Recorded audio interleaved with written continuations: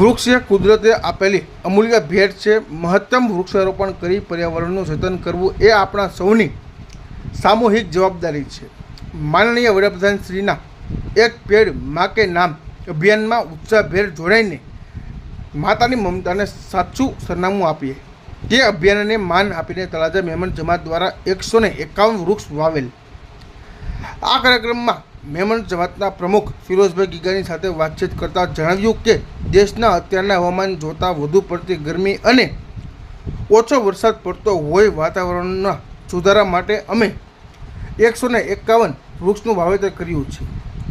સલીમભાઈ અડવાણીએ જણાવ્યું હતું કે 151 વૃક્ષમાં અમે બોટલ પામ ઉપરાંત નાળિયેરી, આંબા, મોરગલ, લીમડા, જાંબુડી, વડલા, બોરડી અને અન્ય ઘણા અલગ જાતના છોડનું રોપણ કર્યું છે। આ કામગીરીમાં તળાજા મુસ્લિમ સમાજના આગેવાનો અને લોકો બહોળી સંખ્યામાં જોડાયા હતા, જેમાં અયુબભાઈ હિંગોરા, જાવેદભાઈ ગીગાણી, અબુભાઈ મરાડા, સામાજિક કાર્યકર મુનાભાઈ એટી તેમજ સમાજના બધા જ સભ્યોએ લાભ આપ્યો અને ભારત દેશના પર્યાવરણ ઉપયોગી બનાવી ઉમદા કાર્ય કર્યું છે।